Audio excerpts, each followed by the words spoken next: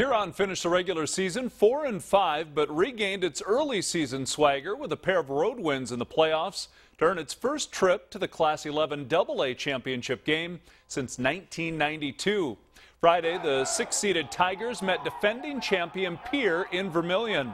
Opening quarter, Governors by 7 and counting as Garrett Stout lets fly down the far sideline where Andrew Coverdale catches in stride and goes 76 yards for the touchdown, 13-0 Govs after 1.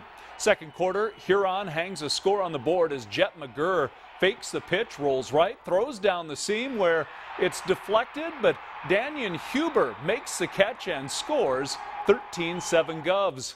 More from the Tigers as McGurr looks right but throws down the middle. Derek Simmonsma makes the leaping catch, touchdown. Huron leads 14-13 at halftime.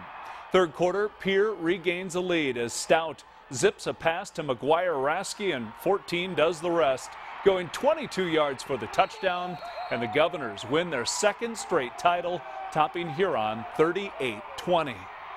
Bridgewater Emory Ethan met Sioux Falls Christian in a rematch of last year's 11B title tilt. On the game's opening drive, Sioux Falls Christian quarterback Dawson Mulder breaks the plane from 5 yards out for a touchdown, 6-0 Chargers. Second quarter, the Chargers fake a sweep and Mulder tosses a 22-yard touchdown to Mitchell Goodberry. Sioux Falls Christian by 22 at halftime. Third quarter, trailing by 30, the Seahawks get on the board. Brady Hawkins scores a 28-yard touchdown. Add the conversion, it's 38. On the ensuing possession, the Chargers turn to Parker Nelson, who slips one tackle and goes 44 yards for the touchdown. Nelson rushed for 245 yards and 2 scores. Sioux Falls Christian runs away with its second straight title, 43-8. It's an incredible feeling. I don't even have the words to describe it. The support that we've got from all of our fans and just through these past couple of years, it's been incredible. Nelson was named the Joe Robbie MVP. We'll have highlights from an instant classic 9B championship game next. We'll be right back. Colome advanced to the Class 9B championship game with a trio of lopsided playoff wins, averaging 65 points per game, and is playing in its 5th final since 2006. Friday, the undefeated Cowboys clashed with unbeaten Sully Buttes. On the second play from scrimmage, Colome quarterback Jackson Kinzer scrambles out of trouble, turns a corner, and sprints 49 yards for the touchdown. 6-0 Cowboys. Kinzer rushed for 130 yards and 2 scores. Few possessions later, the Chargers hang 6 points on the board as Nick Whitler hits Morris Hofer on the 23-yard touchdown pass. Conversion failed at 6-6 and eventually 20-all at halftime.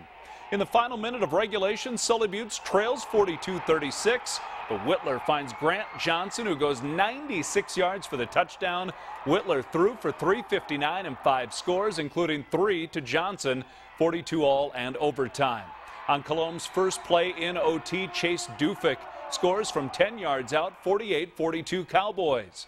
Moments later, Sully Buttes 4th and goal from the 1. Jacob Week, though, comes up with the interception, and Colome caps an undefeated season with a thrilling 48-42 OT win over Sully Buttes. I don't know, we never really talked about it, but we knew that nobody really done it before, and it was one of our goals, that's sure. They have 4 championships, but this is the first undefeated team ever. So to see that, and now I think we're the only undefeated team left in the state of South Dakota. So we get to ride that high too. Northern State met SMSU in the NSIC volleyball semifinals. After splitting the first 4 sets, the Wolves lead the 5th 3-2 and work it to Laura Snyder, whose shot is blocked by Taylor Reese. She lands on Snyder's foot and missed time but would return. Later, SMSU leads 12-6. NSU gets a point back. Sally Gall uncorks a winner.